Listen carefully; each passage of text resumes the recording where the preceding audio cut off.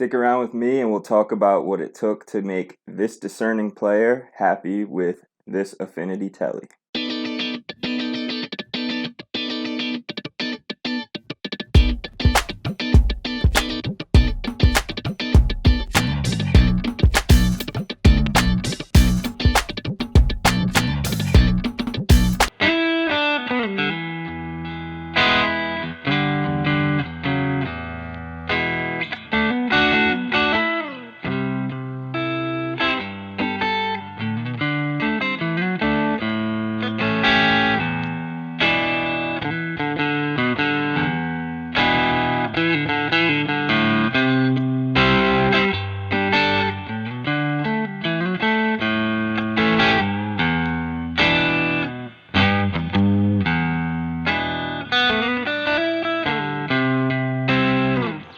What's up, everybody out there? Welcome to Overdrive Guitar Channel.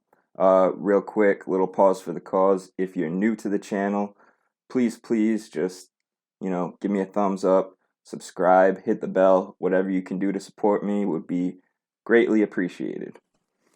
Okay, so getting into the subject of today's video, I had a review video about when I bought this Tele, and I brought up a couple of issues, and I believe one of the issues, at least, that I had with this guitar has come up since then. So this is both kind of a follow-up review, but mostly it's kind of a video talking about what it takes to make kind of an experienced player who's kind of been through a bunch of instruments, good and bad, what it takes to make somebody like me happy. Because when I got this guitar, I was not quite satisfied. One of the major goals of this channel is to help beginners. Sometimes people comment that my videos might be a little too beginner oriented, but the truth is beginners are the ones who are on this platform seeking out the information. If you weren't a beginner, you probably wouldn't be seeking out information like this. Look, my goal is just to spread my passion, which is guitar. Just spread it, let people know how good it can be and how much it can heal. So I remember when I was a beginner and I'd be kind of trying to make some decisions buying gear. Now, I'm not the greatest person at making decisions anyways, especially when it comes to buying things.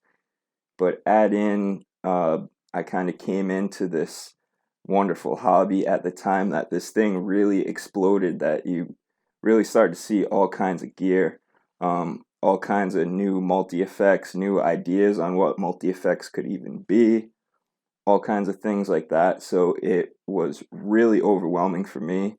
I can only imagine how it is for a newcomer right now. But one of the things I remember when I was kind of going through all the YouTube videos, doing my research, kind of trying to see what I really wanted, trying to make sure I bought, what fit me. One of the things that I noticed on the affordable guitar reviews was the experienced players would say, I think this guitar is great, just a little bit of elbow grease and it was ready to play. Or this guitar is great, just a little bit of work and it was ready to go. And first of all, it was like, well, you kind of glazed over something there, that little bit of work part. When I was a beginner, I had no idea what that could mean. And it's so vague, who knows what it means.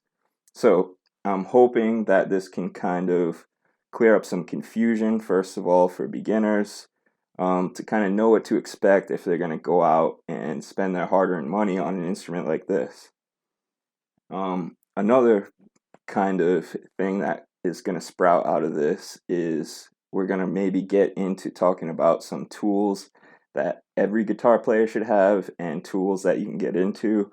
I think that's probably going to go into another video and probably a third video on skills, because these videos just get too long and people's attention span, including mine these days, isn't what it used to be. So we're going to talk about that. One of the things was pickups, so we're going to get into some sounds. Now I'm going to do like some cleanish sounds and some kind of overdriven sounds. I will put up a separate video with just sounds, no kind of talking. so that once again this video doesn't get too long. If you're looking for kind of some higher gain or maybe some delay sound, something like that, I'll get into that in a separate video. It'll be called something like Affinity Review No Talking, something like that. So hopefully we can ease some minds, maybe steer some people into making the right purchase, save some people from making the wrong purchase, or just hang out, whatever. Let's do it. Alright, so hopefully you're gonna be looking at some B-roll photos right now as I talk. If not, I kind of failed in the editing department, and you probably can't hear this. But anyways, since you're seeing some photos now, the first thing that I will talk about is the finish on the fretboard. Now, this finish is super thin. I've had this guitar, I believe, about 2 weeks, 2.5 weeks, something like that. And I do play guitar a lot, definitely more than the average person, probably more than I should, but not to the point where I should have kind of, it seems like I already wore through the finish. It is definitely a very thin finish, both on the front and the back of the neck. It pretty much feels like bare wood, but it's definitely not. There's a finish there. While I somewhat kind of dig on old guitars when they kind of get that worn through the lacquer look and get dirty and all that, it's not going to look like that with this. So I don't know, it's starting to get actually stained already, which is crazy. Like I said, it's only been a couple of weeks. So we'll see, what it looks like after a few months of me playing it, if it looks like a cool kind of relic or if it just kind of looks like a mess that you might want to avoid if you like the look of a clean neck. So since this is, like I said, somewhat a kind of follow-up review, now that I've had a little more time to put it through its paces, we'll quickly go through everything, but I'm just going to touch on kind of the points that, like I said, I had to kind of address to make me happy with this guitar. Now first, the tuners I'm going to talk about. These tuners are fine, in my opinion. There's no reason to change them unless you get a defective one. They've been great. I see nothing wrong with them. The ratio is a little quick, but hey, they're solid. They hold tune. There's no slack. They're fully functional for me. The next thing we'll touch on is the nut. Now, I mentioned in the first video that I did that I was pleasantly surprised how well the nut was cut and how well it lined up kind of with the edges of the fretboard and everything. Even the nut action was pretty good. It did have to come down about 8 thousandths, which is kind of a jump, so I doubt they actually addressed that, but I will say it was pretty playable. The chords down here weren't really out of tune so much or anything, so I'd say the nut is kind of a win other than it being plastic. But this is a budget guitar. Another thing I want to talk about, I had mentioned in the previous video about how their method for kind of actually fretting the guitar, like getting the frets in the fretboard, seems to be a much better one. And they seem to have kind of a focus on preventing fret sprout.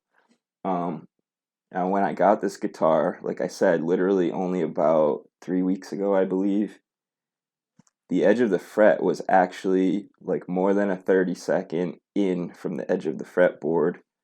And I'll try to put another picture up. If I did the B-roll in the beginning, they're pretty much lined up with the edge now, which says to me that the way they're saving money is by not kind of keeping the wood around long enough to dry properly, and they're actually having to fret the guitar kind of short because they know it's going to shrink a lot.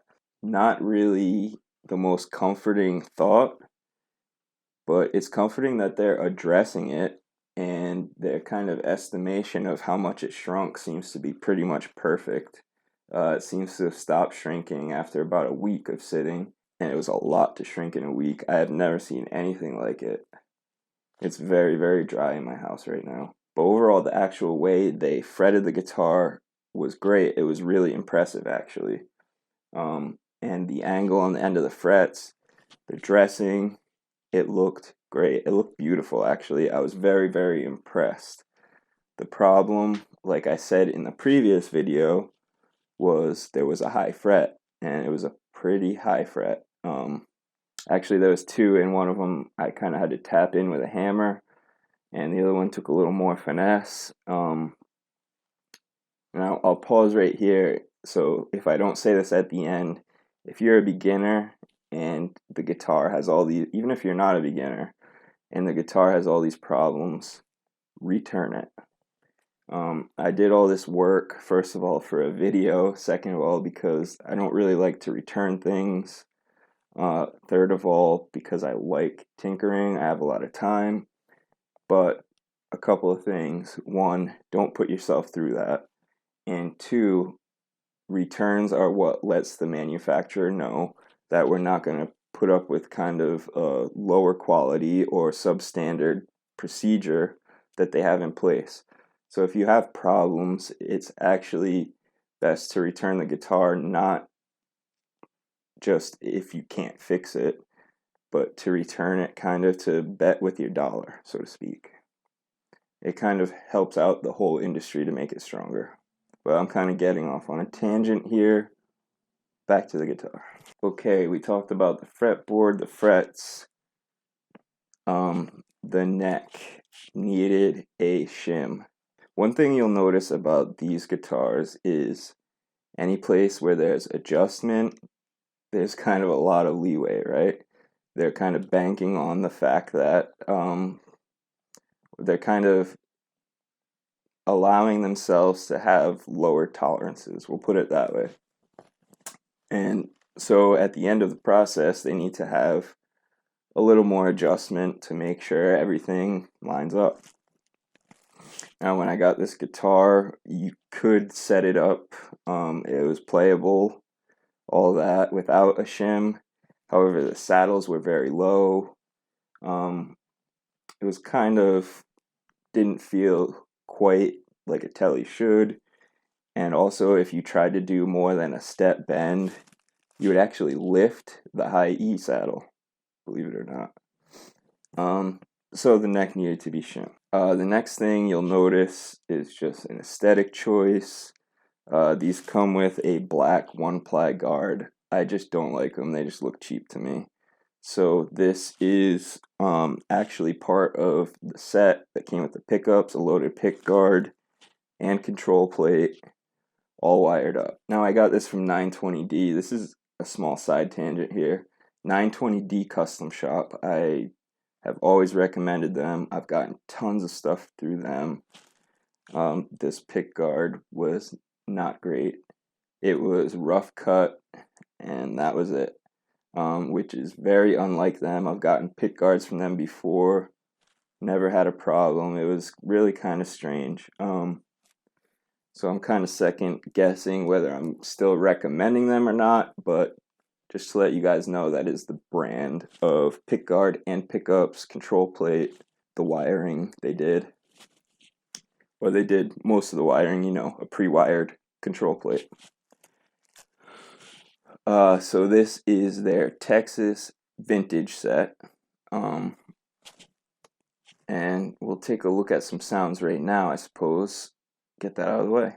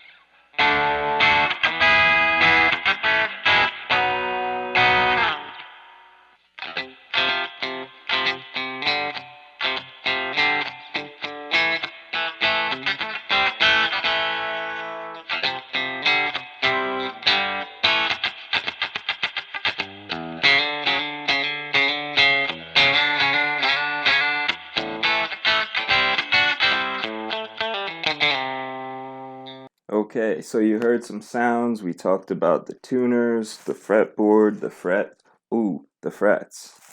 Um, that those two high frets that I told you, the one took more finesse. I ended up having to do a complete level and crown on this guitar. When I kind of finally got out my fret rocker and really looked at it, it was just a mess. It just needed a complete level and crown. So just no waste of time. I just did it. Luckily I have the experience and still have all the tools to do all that stuff. So that's kind of the debate out there, right? Or one of the debates out there. You have this affordable guitar that needs a decent amount of work, really, to get to be kind of a proper instrument. This kind of bothers me a little bit. I kind of feel that they could maybe raise the price a tiny bit if they really have to, which they probably don't, but if they really had to, they could maybe bump the price up even $10.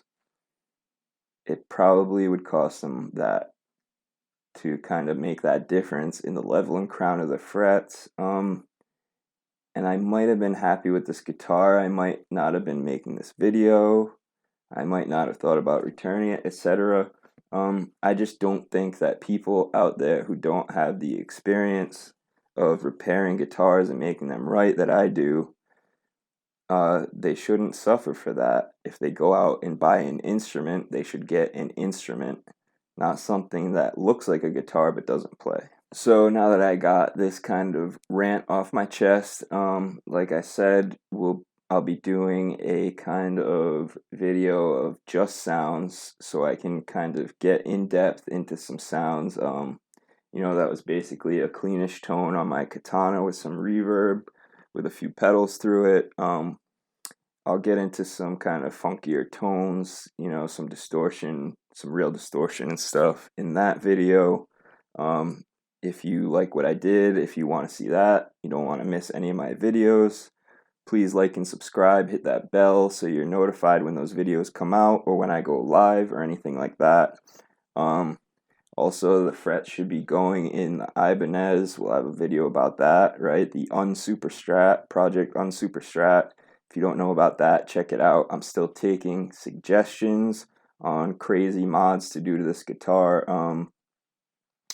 Check it out, leave a suggestion. Thanks, guys, for joining me. I'm going to go play this guitar now that I put all this work into it. Keep on rocking, guys.